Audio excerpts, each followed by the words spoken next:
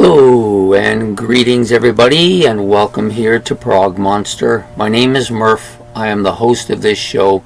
This is a show dedicated to progressive rock and other forms of rock music.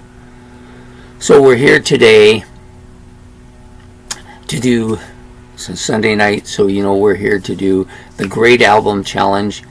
Ben has given me 10 albums. I assume they're his 10 favorite from the year 1983, and I've listened to them all. Pretty much knew them all anyways, except for maybe the bottom one, which I've actually listened to only once, which was yesterday.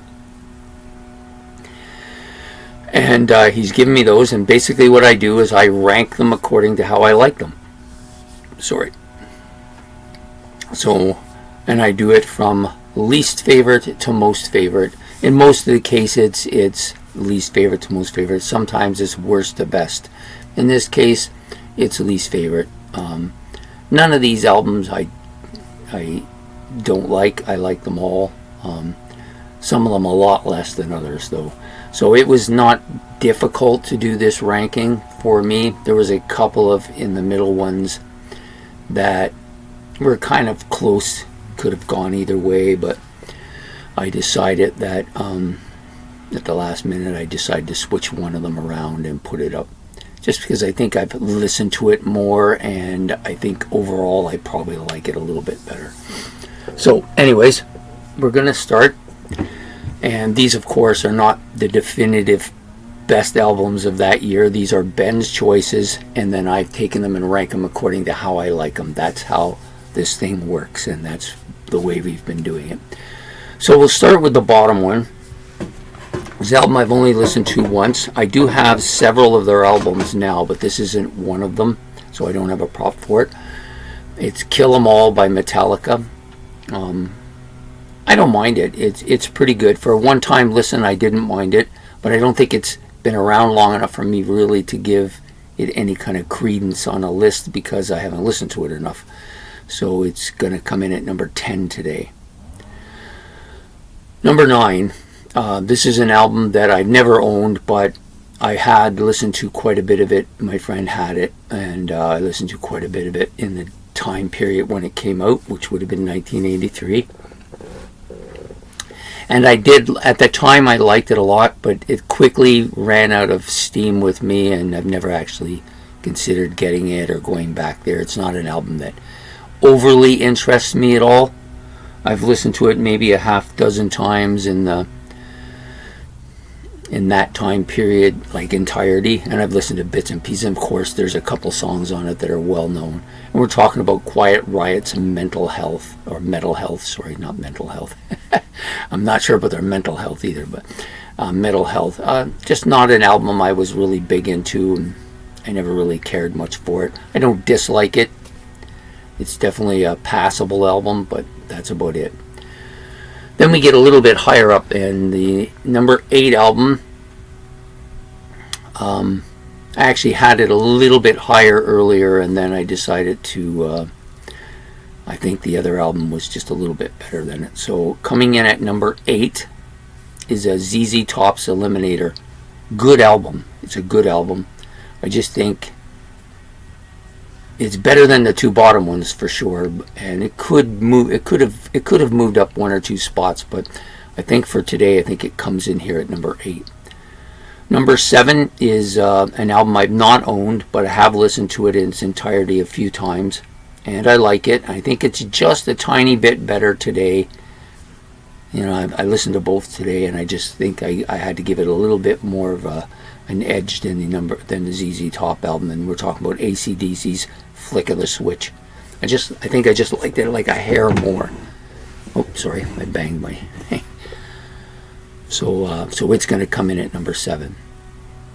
So the next 6 albums are much higher up on my list than the bottom 4, basically because of amount of times listening to and owning and stuff like that. They kind of ranked against each other, where the next 6 kind of ranked against each other. So the number 6 album is, I have props for 5 of these 6 albums. So this one, Texas Flood.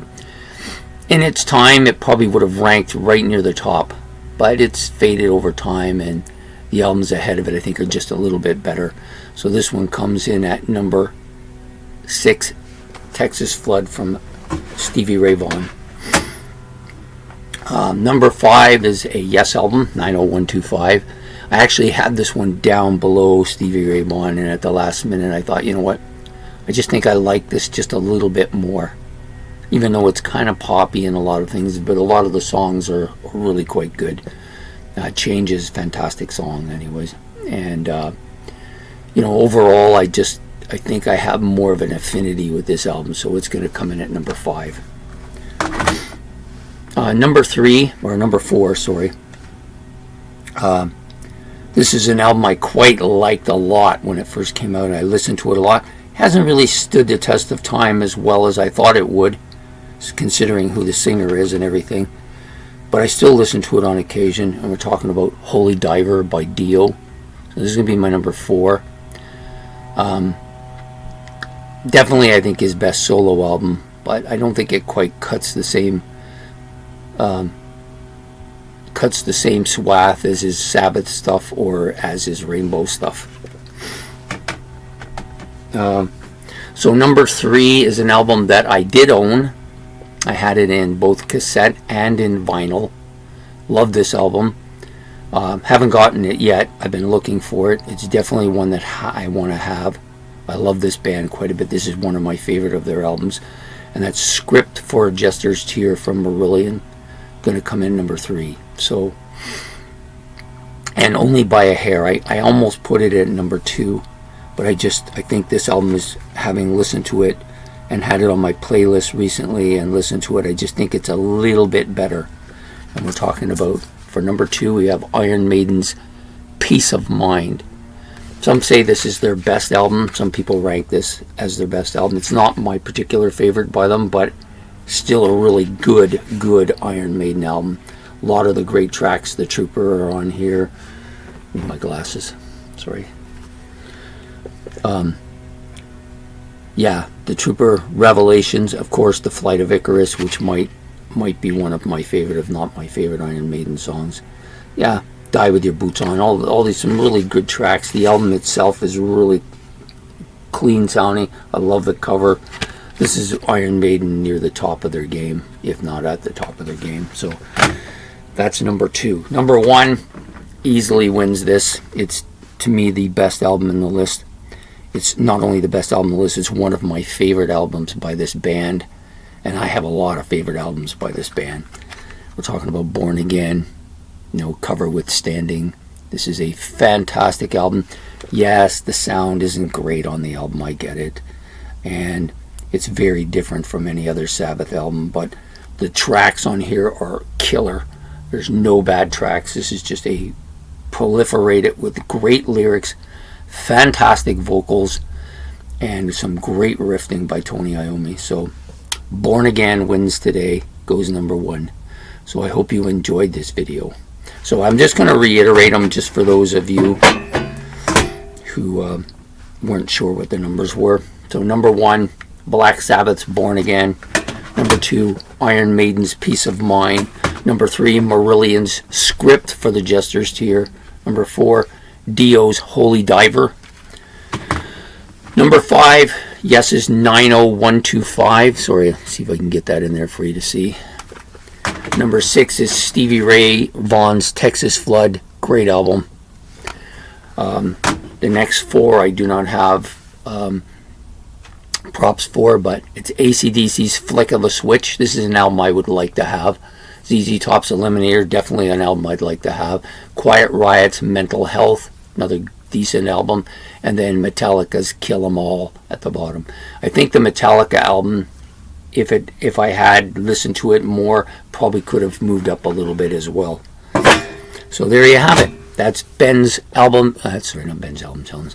The Great Album Challenge for 1983, and those are the 10 albums he chose, and those are the way I see them.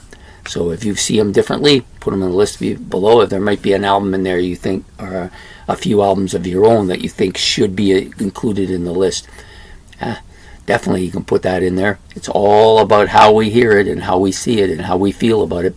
Sometimes an album by a band, I don't know if anybody's had this experience, but an album by a band will come right at the right time and have an emotional impact on you, but it may not be as good an album as several of their other ones, but you put it higher because of that emotional impact, and that's how it is with me anyways. So anyways, I hope you enjoyed this video. If you did, please hit the like button and the subscription button. Hit the bell if you want to be notified. Any comments about the video or your own list, you can put those in the comment section below. And we'll be back next Sunday night with, this time, the great, not the Great Album Challenge, but Ben's Album Challenge. And I'm sure Ben's giving me something exciting. I haven't been on my email for a few days, but I will check it at some point today or tomorrow. Anyways, so have yourself a good night, and we will see you then. Take care. Bye.